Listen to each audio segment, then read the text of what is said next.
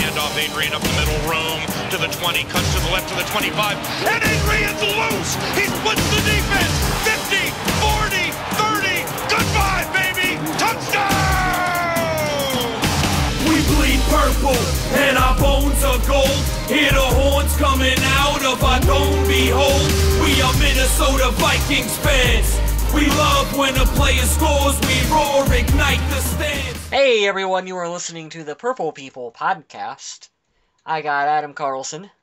Heyo. I got Kyle Smith. Yes, you do. We're going to talk some Vikings football tonight. Yes. And we have a stacked show for you guys. So much Vikings news this week. Lots and lots and lots of it. Mm-hmm. And this week I have more of my voice back, so now you guys are in trouble. I know last week nobody took to the internet to say I sounded like a dead horse or anything like that. So thank you guys for not mocking me and making fun of me. I appreciate that. But this week, I'm better, I'm back, and I'm ready to tackle some quick hits and give you the title and number of this week's show. You betcha. So welcome everybody to episode number 141 of the Purple People podcast. Holy This crap. one is titled Blurred Lines. Mm-mm-mm. Don't know how much you like that song. I think it's catchy. I can't help it. I like Weird it's a- Al's version better. Everybody It's a likes guilty Word pleasure. Crimes. Word Crimes is pretty good too. Yeah. You can't disrespect that. But it's Blurred Lines because this week we're going to be talking about the defensive line as far as team needs. But before we dive into that and our social media question of the week, let's go to the quick hits. And it wouldn't be quick hits if we didn't talk about Adrian Peterson. Every week from now until the end of time. It is have to going to cover be Adrian this Peterson subject. in your face constantly. Mhm. The NFLPA's lawsuit, it successfully defended Adrian Peterson in court. The NFL will go back and they will review the results of that and decide whether to lift the suspension or to remove him from the exempt commissioners Ugh. permission list, or who knows. At this point, who knows what will happen. But one thing we do know since then is that the Vikings have been in contact with Adrian Peterson, and some sort of discussions have gone down. At this time, we don't know what they are. A lot of speculation going around. But at this time, I'm not really willing to throw my name on any rumors going around. So I'm sure you've seen them, because we've seen them. And we've probably shared them online too. Why not?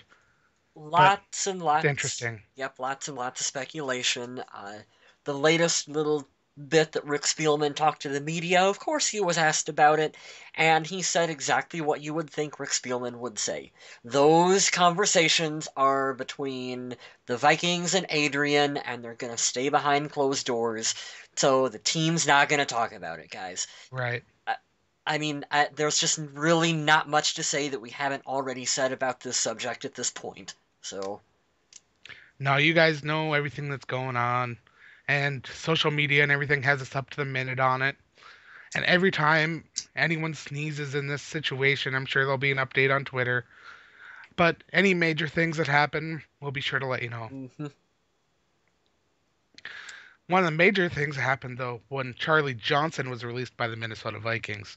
Now, Charlie Johnson was the starting left guard for the Minnesota Vikings. This move will save $2.5 million against the salary cap. Mm-hmm.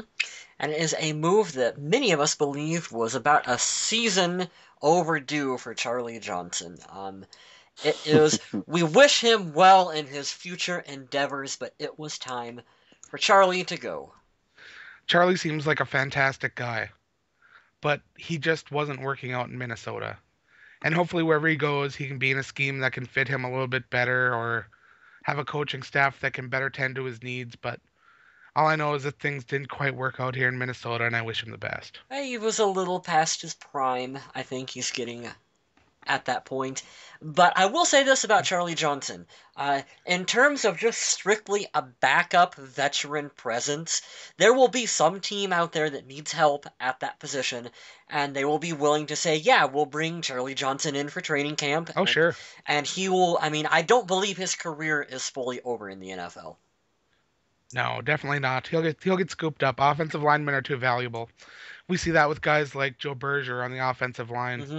If Charlie Johnson ends up taking a little bit smaller of a salary, he'll be a guy that can compete for a job almost anywhere in the NFL. Yep. This also makes the draft interesting to me. But that's something we'll talk about a little bit in our social media question. That's why I But picked it'll that also make question, things too. interesting for our 2015 salary cap, which has been raised $10.28 million this season to be a total of $143.28 million. That is a lot of bananas. That'll buy a lot of cat food, as Bubbles would say on the Trailer Park Boys.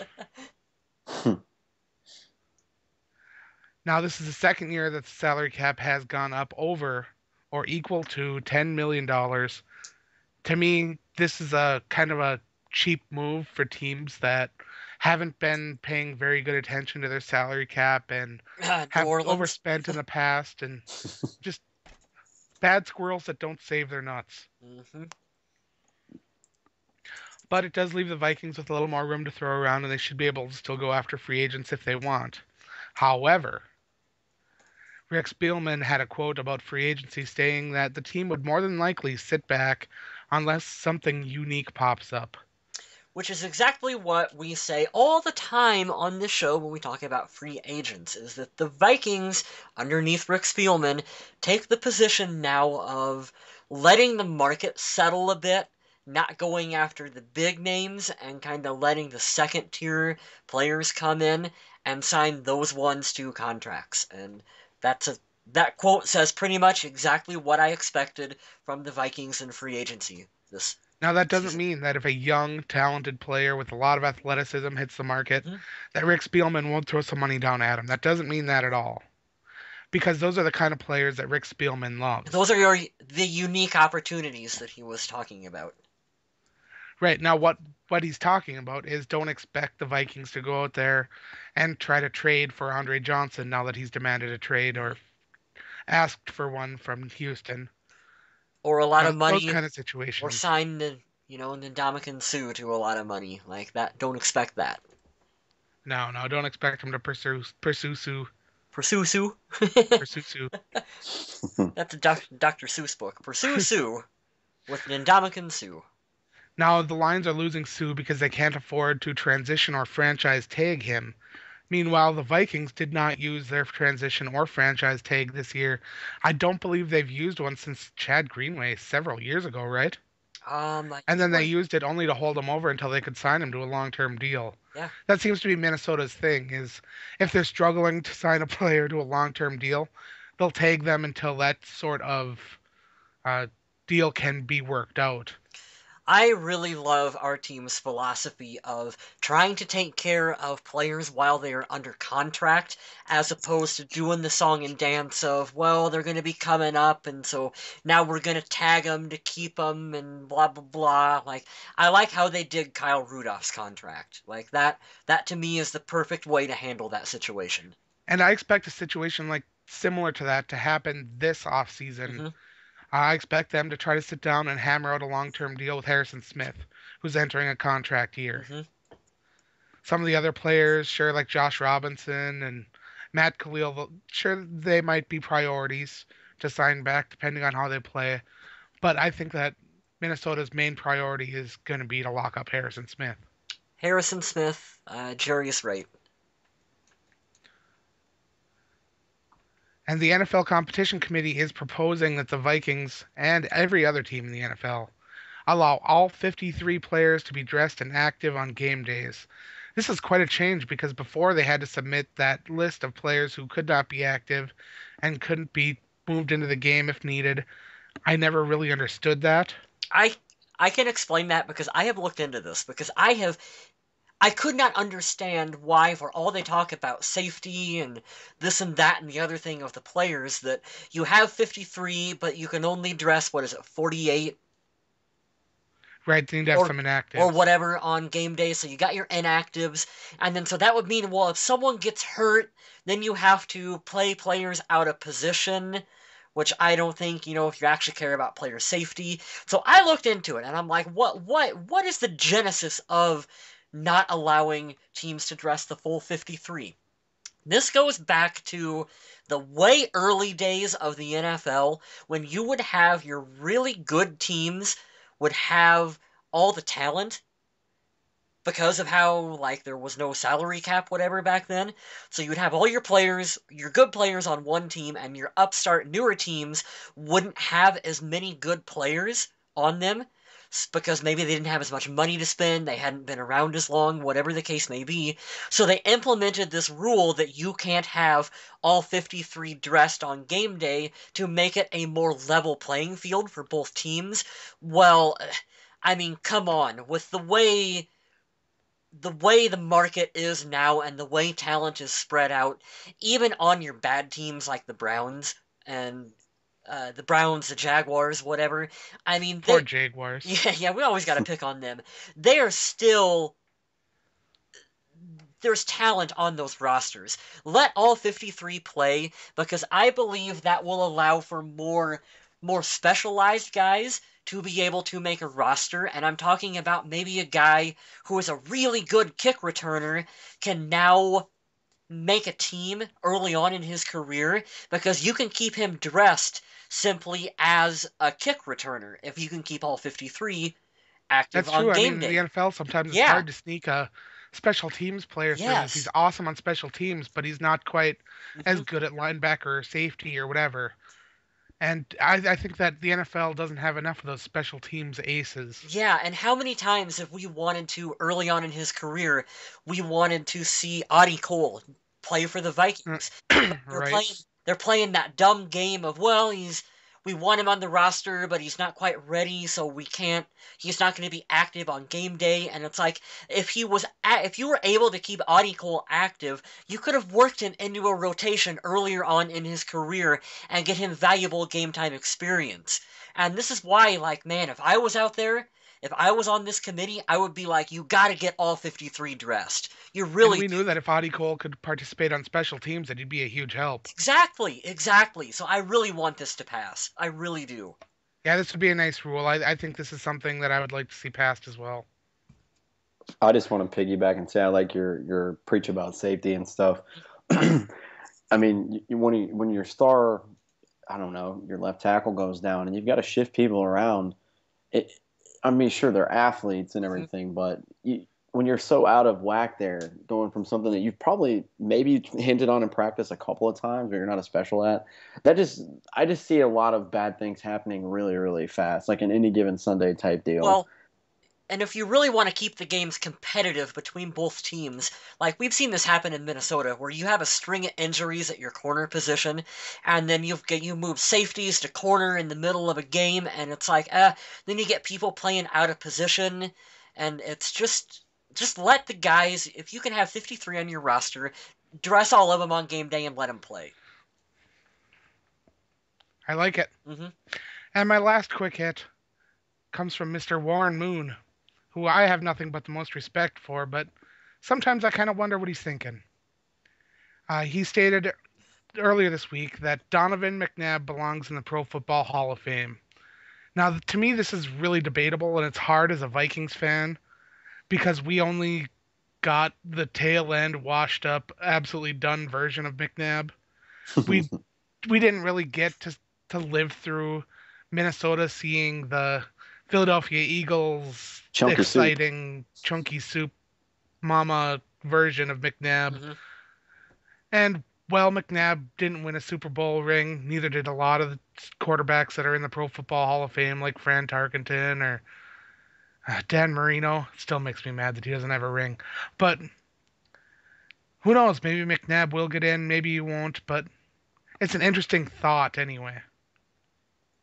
I know my friend Greg is he's from Philadelphia, and he's a really big Eagles fan. And you hear a lot about how, well, the Philly fans booed McNabb when he got drafted, blah, blah, blah. But Greg is very adamant about how Donovan was an exceptional quarterback for them during the time that he played for the Eagles, and that they were consistently in the playoff hunt underneath him.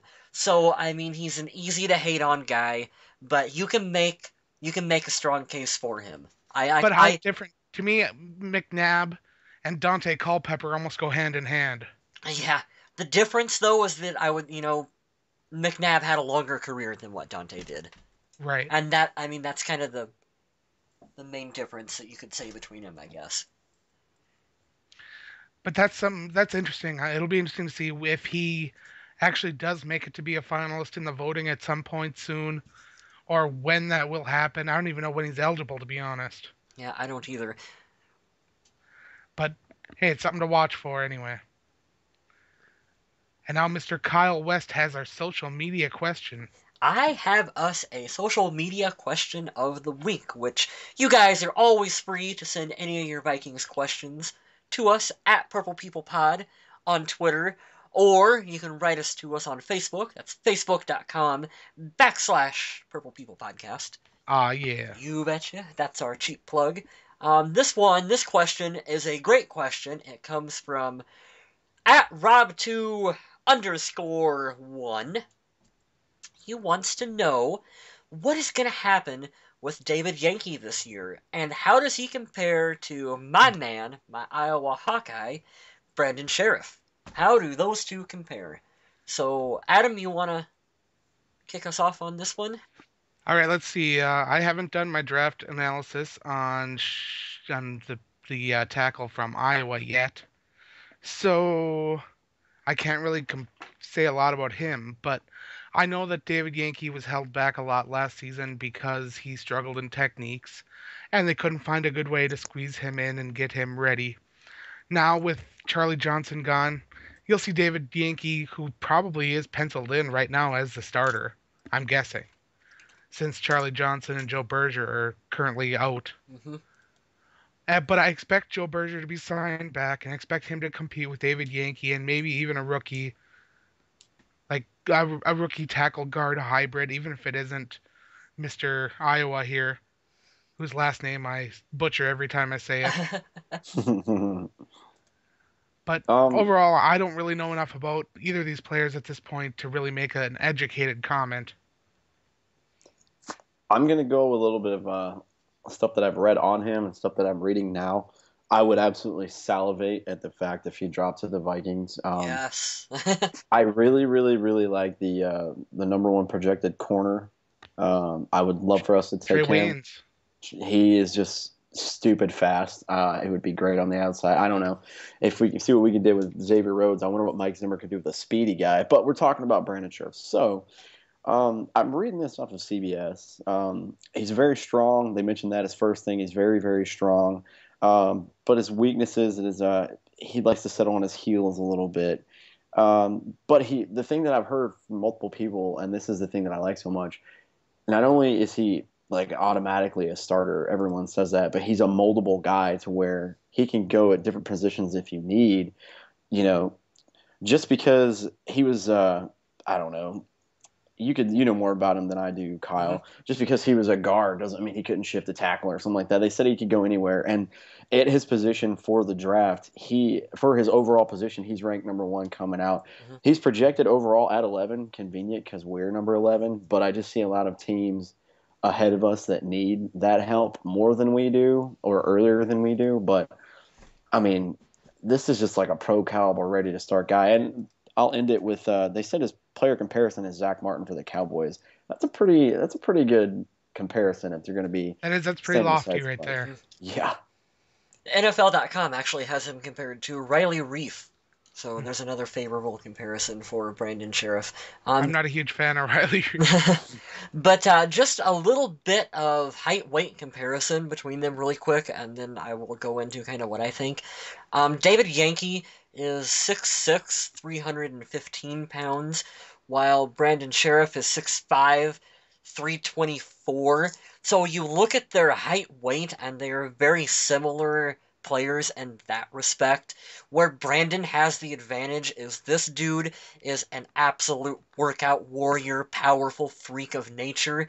His style, he played left tackle for the Hawkeyes. What you were talking about, Kyle Smith, is there's talks of him in the NFL about how maybe you start him early in his career at guard, let him learn it, work it, and then maybe you move him to left tackle later on in his career. But so he could, play kind of either or. He is a very powerful mauler of a player when he goes out there on the field.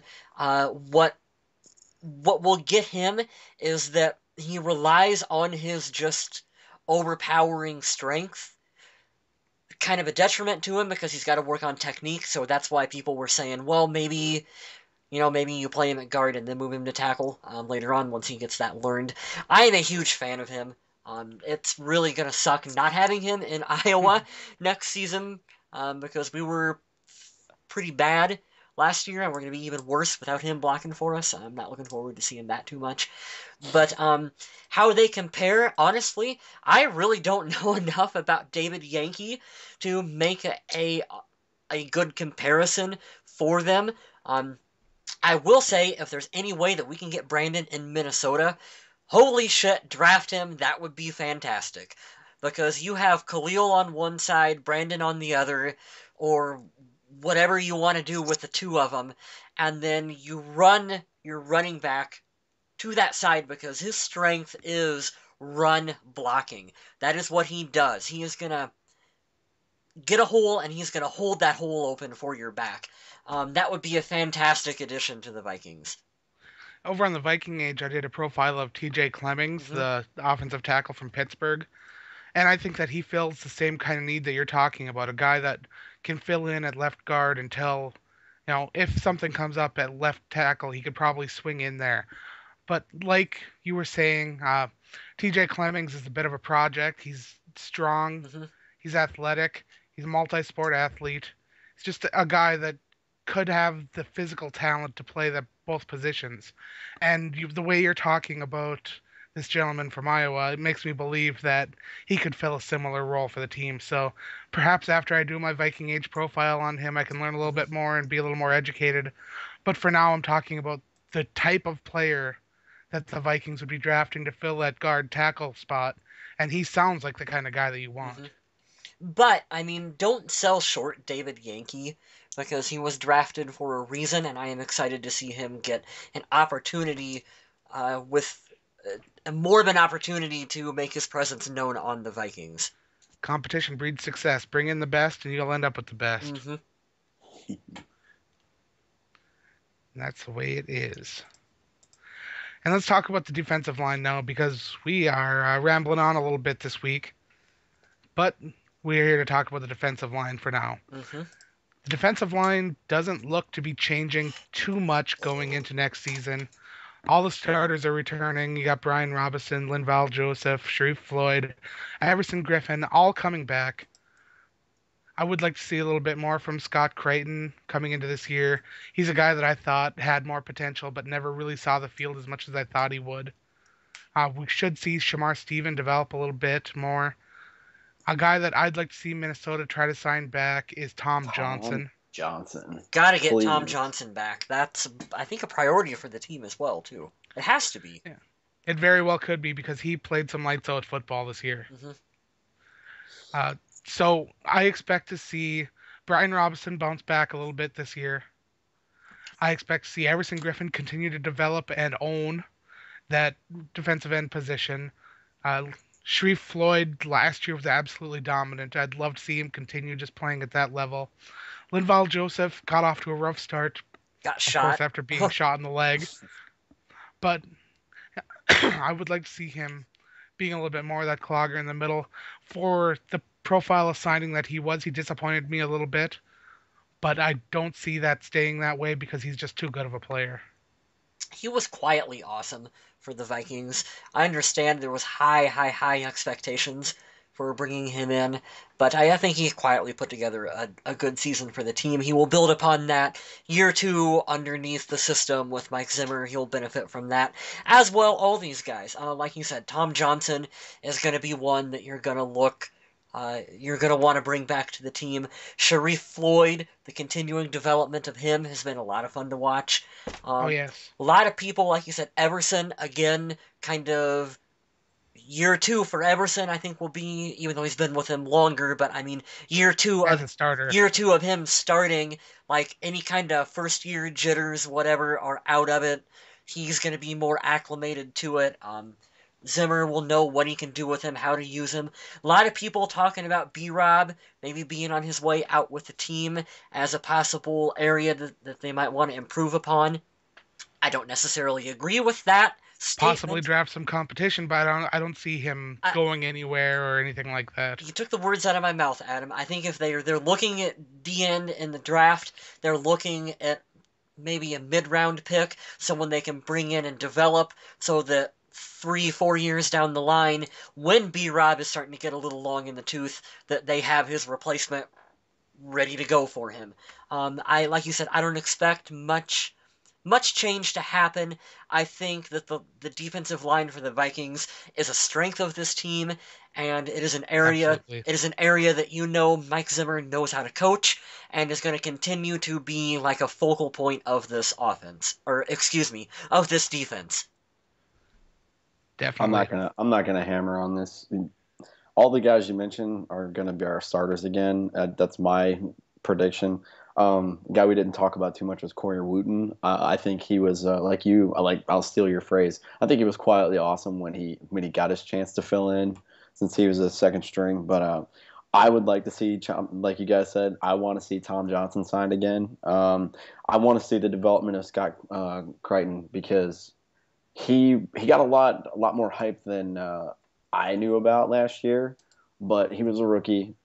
He's behind Everson. He's not going to take that spot from him anytime soon. Mm-hmm. So I would like to see Mike Zimmer kind of hone in on the D line as much as he did on, say, one Xavier Rhodes. But that's just what he does. So I have faith that we're going to keep the same nucleus of people. The bond's going to get tighter, and watch out, because you're not going to run the ball on us this year. Yeah. Scott Crichton is another one of those developmental talents, like what we were just talking about. How, you draft him, not necessarily to play him now, but in the hopes of maybe 3-4 years down the line, you've turned him into someone who can be a swing player or a starting player for your team if needed. Absolutely. Mm-hmm.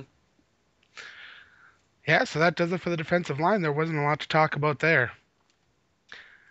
But I know that Mr. Kyle Smith has a bold statement to throw at us now. Well, I thought long and hard about this today, and we could go a lot of places with the bold statement every week. I could go a lot of NFL talk, but I want to keep it Vikings related, if at all possible, every week. So I got bored. I thought, well, I covered quarterback last week. Adrian Peterson is just not something I want to talk about right now. So I took a look at the old schedule just to go in a different direction. And we are playing the NFC West, the AFC West, one NFC East and South team. And I'm going to go ahead and give you my reason as to why we're going to beat two Super Bowl losers, respectively, from this year and the year before. That's right. Kyle Smith is saying it now. We're going to beat the Seattle Seahawks and the Denver Broncos this season, and I'm going to tell you why. The 12th man, the feared 12th man. We're not going there. We're going to stay in the gopher hole. We're very good at home, all right? I love the crowd, even though that stupid stat we had to talk about a couple weeks ago. Oh, we have the lowest number of fans. Well, we don't have that many seats, so shut up. We have great fans. Right? So I'm going to read it off my little note card here because I want to make this sound really good. Let's just bring it out here. Seattle is going to pay Russell Wilson a ton of money. You have to. A guy in his third year has been to 2 Super Bowls and won one. Quarterback's the most important position. They're going to pay him out the wazoo. Now, I understand the cap just went up 10 mil, but with the dynasty-type team that Seattle has started to make itself, they've done this mostly with the draft. These are young players. I want to give a shout-out to the good free agent pickups, Kevin Williams. They're not going to be able to be the Super Bowl caliber team that we know them as because, as you see, 3 years ago, I believe they got beat by Atlanta, something like that, or they went to Atlanta when they got beat somewhere around the divisional round. Then they go to the Super Bowl last year and win. They go this year and they lose. All these guys that have been this young nucleus of guys are coming in their contract year or they're going to get paid this year. You're not going to be able to pay all these superstars, and that's what they have. You remember Space Jam? You remember the Monstars? That's what I credit Seattle to be. That's a bold statement to say for us to beat them because when I think of – if you want to think about Seattle, you think of Russell Wilson. He's going to get paid. You think of Richard Sherman, great corner, probably arguably the best in the game. He's going to want to get paid. Cam Chancellor is an absolute monster at safety. Earl Thomas, I mean, you can keep going down. Bobby Wagner. These are all huge names that I would be stoked to get just one of them on the Vikings roster. These are all on the same team. And it's going to be a lot of people, rightfully so, because that defense is so just mean and aggressive and dominant that they're going to have to pay, and they're not going to be able to. So you're either going to have to ask people to be nice and do the Tom Brady thing, or they're going to have to walk. And if that team walks, I'm not taking anything away from Pete Carroll. I'm just saying you're going to have adjustments. People are going to have to learn. You can't just insert another player and say, be Richard Sherman for me. So when they come to Minnesota this year, I expect it to be a tough, grinded out game. But I'm going to segue Mike Zimmer and his defense into us beating the Seattle Seahawks as to why we're going to beat the Denver Broncos.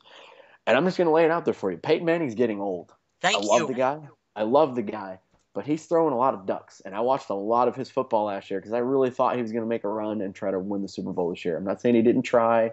I know he had a quad injury, taking all that into effect. But Peyton is a beast. But Mike Zimmer is a defensive guru. And with the way he's aging, I don't know if you've ever seen it, but if he even thinks he's going to get hit, he's going to fall down. Mm-hmm. He's not taking the hit. We have some nasty, nasty rushers.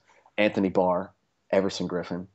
And I understand that Denver is a very, very good offensive, firepower team. But look, if you look at the last 2 years, a lot of people want to say, oh, you can just plug anyone in like New England and they'll be awesome because of Peyton. I don't necessarily agree with that. They lost. I'm almost positive Wes Welker's done playing football. They lost Eric Decker the year before.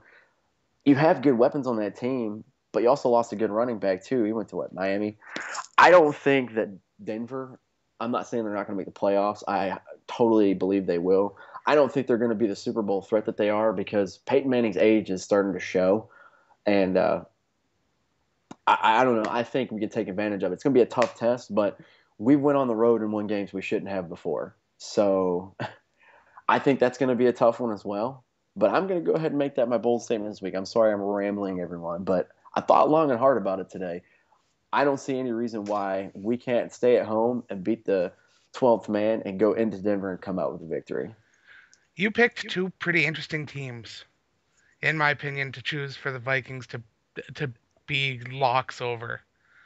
The Denver Broncos today, they franchise tagged Demaryius Thomas, and that's a lot of money. It's a lot of money right there. Mm-hmm. They're still paying Peyton Manning a truckload of money.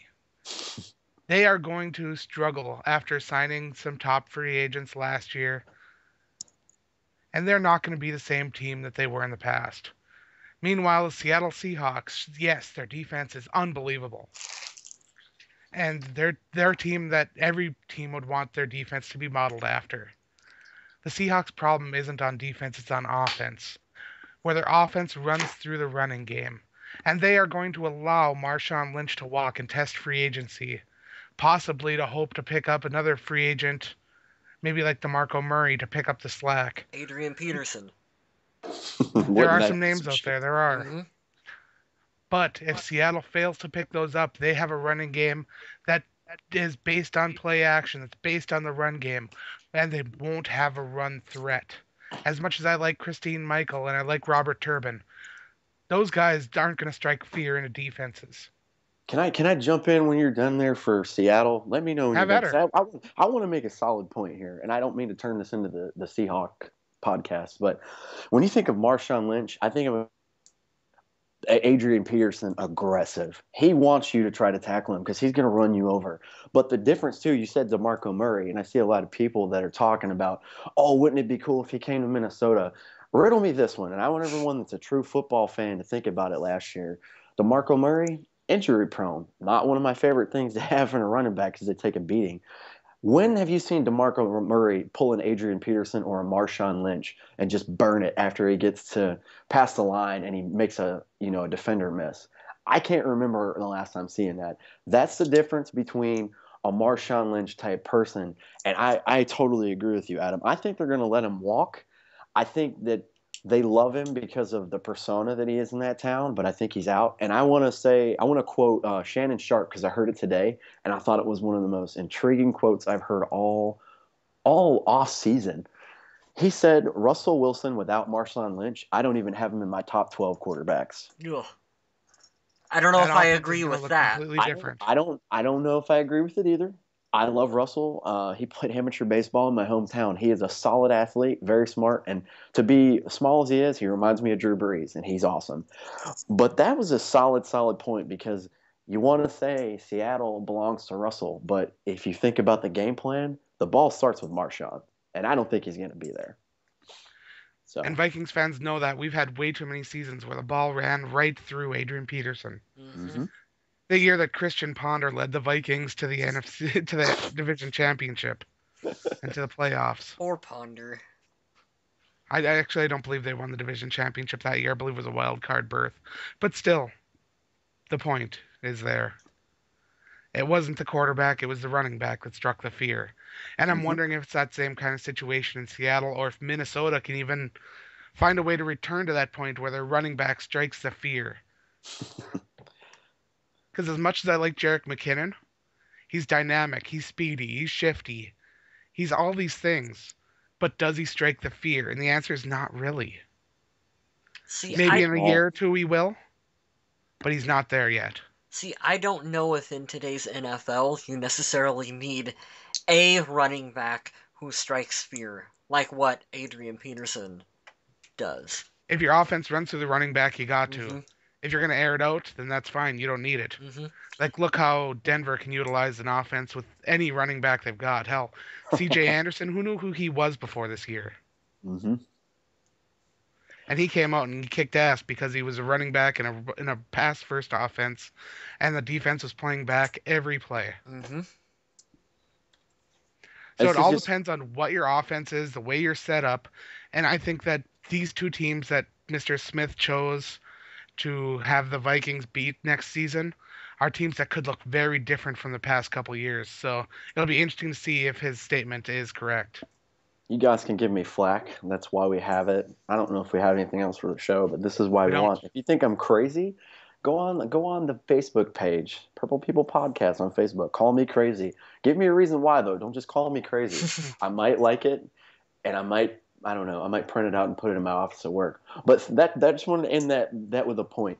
This is why I love the NFL. This is why I'm a Vikings fan because year to year we're not going to be the same team. I mean, I couldn't believe the first year Ponder came to us. We were what, 3-13, and Ugh. the next year we're in the playoffs. How? How? Well, Adrian Peterson's why, but and then last year we might have been 7-9 on paper, but we were way better than that. I feel, and a year to year, it's a year to year league. That's so amazing because I promise you guys, with the way that if you can think logically, because there's only so many places you can put these little Tetris pieces for these teams. These teams are not going to be the same teams that you wanted, and money's going to have a lot to do with it. It's true. It's very true. That's all I have for this week. Do you guys have anything else you want to add? Interact with us on the internet. Do it. Do it now. I am Right, officially Facebook, Twitter. on board the Max Williams hype train. Oh no. He is going to be a fantastic tight end in the NFL. That would be awesome. I can't buy into tight end hype no matter what. He's going to Especially after the Jay Samaro, and I can't believe the Lions drafted a tight end. Eric Ebron's just Don't break my can't heart. do He's a tight ends. I Carolina can't kid. do it. Oh, Max Williams, though, he's really smart, intelligent football player. You can just tell by. No offense to the tight ends out there, but I'm not buying any hype. It's like Unless your name, the Girl unless your Scout name is cookies. They Gronk. bring in Samoas, and then they got those other nasty cookies. Don't bring me those other nasty cookies. Bring me the Samoas. I like Samoas. I'm a fat guy. But on that note, I'd like to thank everyone for listening. Head on over to @PurplePeoplePod on the Twitter, Purple People Podcast on Facebook. Send us some questions. Send us some comments. Comment on our articles. Reply to them. You know how that works. It's social media. It's what it does. And in the meantime, stay classy, Minnesota.